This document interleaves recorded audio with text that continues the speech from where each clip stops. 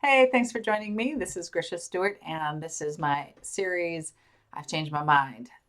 Today, what we're talking about in terms of changing our mind is attitudes about other people. So, I don't know, somewhere around fifth grade, I thought I knew everything, which turned out not to be so true. And I thought the people who disagreed with me were just wrong or stupid or whatever else. And now it turns out, having looked back at all of the things that I've believed over time, and that I'm a pretty good person, that people can believe things and disagree with me, and they're not bad people. So I used to think, that people who um, were against head collars, which I did an episode about last time. People who didn't like head collars were just jerks, right? A lot of those people were using prong collars, and so I just kind of shut out the argument as to why a head collar might be inhumane. So that's one thing, is just the concept of labeling other people as jerks, assholes, whatever, instead of thinking about perhaps they just have different information and they can still change their minds later, and that's okay.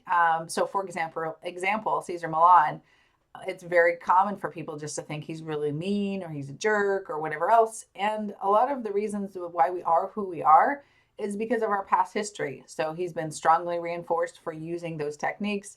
But if you look at it in person or if you read his books, he's actually kind of trying to find humane ways. I read the book, one of his books, and noticed that there's an explanation in there about how his type of training is more humane than, hauling off and punching the dog or kicking the dog. So he's looking for humane training too. He just hasn't found the type of humane training that I have, in terms of really giving the animals respect that they deserve so that they can respect us. So that we're looking to lead by having a dog want to follow us, rather than leading by having a dog who is maybe cautious or afraid of us.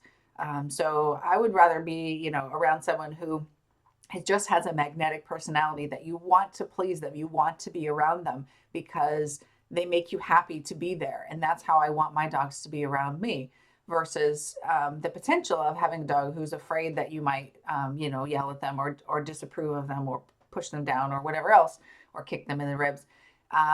So there, there's different leadership styles, and that doesn't mean that the other person is evil. It just means that they haven't seen the information I have yet. And hopefully, when they're in a state of change and they're ready to see that information for what it is, they'll change too. So again, doesn't mean that people are jerks just because they don't agree with us. So that's been my change.